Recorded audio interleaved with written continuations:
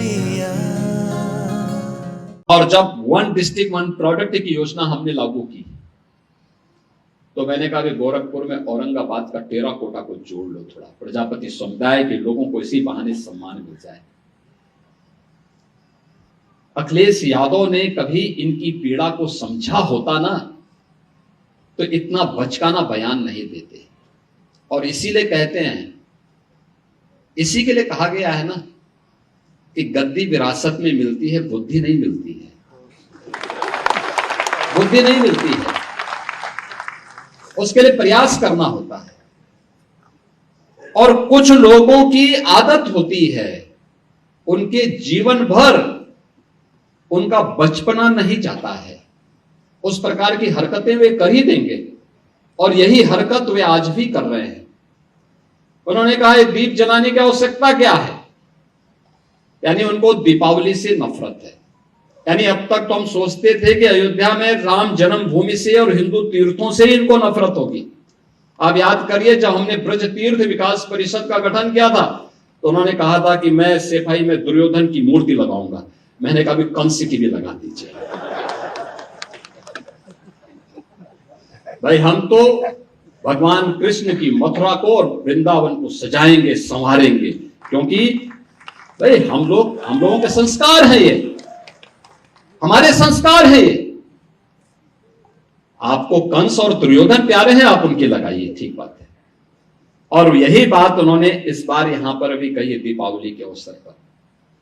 यानी वे राम द्रोही ही नहीं है, कृष्ण द्रोही भी हैं और सनातन पर्व और त्योहारों के द्रोही भी हैं। किस प्रकार का दोहरा चरित्र लेकर के लोग कार्य करते हैं, यही परिवर्तन है। कांग्रेस श्री राम को नकारती थी, श्री कृष्ण को नकारती थी।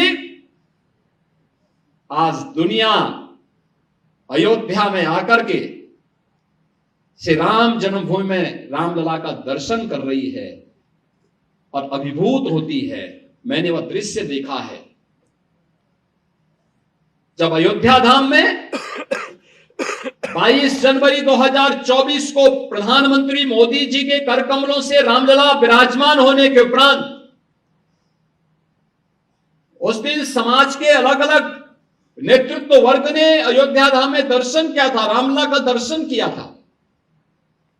लेकिन मुझे इस बात की जानकारी थी कि 5 लाख लोग अयोध्या धाम में पहले से ही रुके हुए हैं, अलग अलग आश्रमों में, अलग अलग स्थानों पर, और ये लोग अचानक दर्शन करने के लिए निकलेंगे। हम लोग प्रातः काल ही अयोध्या धाम पहुंच गए थे व्यवस्था देखने के लिए, क्योंकि श्री राम मंदिर पहले पहले बना था, अन्य कार्य भी चल रहे थे। अचानक भीड़ होगी, कैसे सब संभाली जाएगी व्यवस्था। मैं बहुत चक्का व्यवस्था में लगे हुए स्वयंसेवक और पुलिस के कार्मिक तो उस अभियान के साथ समर्पण भाव के साथ जुटे थे। लेकिन जो सबसे बड़ी बात मुझे देखने को मिली थी, देश और दुनिया से आया हुआ व्यक्ति जो आता था, कोई जमीन को चूमता था, कोई पिलर को पकड़ता था, किसी की आंखों से आंसू आ रहे हैं। हम पूछते थे आंखों से आंसू क्यों? मैं इसलिए पूछता था, ऐसा तो नहीं कि किसी ने इनके साथ दुर्व्यवहार किया हो या कोई अन्य घटना इनके साथ घटित हो गया हो। उन्होंने कहा साहब एक खुशी के आंसू है, हम कभी सोचते भी नहीं थे ये हो पाएगा, ये हो गया है, इसलिए खुशी के आंसू हैं कि हम भी रामलला के दर्शन कर पा रहे हैं। 500 वर्षों की किसी पीढ़ी ने, कई पीढ़ियां आई गई, लेकिन कोई दर्शन नहीं कर पाया, आस लगा करके चले गए। लेकिन ये हमारी पीढ़ी का सौभाग्य है कि हमें ये अवसर प्राप्त हुआ है और इसी के लिए कृतज्ञता ज्ञापित करने के लिए हम लोग आए हैं। ये मेरी खुशी के आंसू हैं।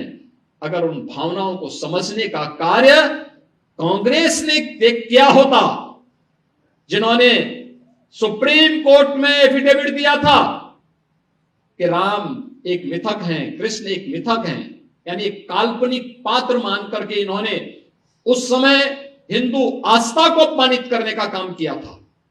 और समाजवादी पार्टी तो अपनी कृत्यों के लिए जीवन में कभी भी कोई भी श्री राम भक्त उसे माफ नहीं कर सकता। किस निर्ममता के साथ राम भक्तों पर गोलियां चलाई गई थी।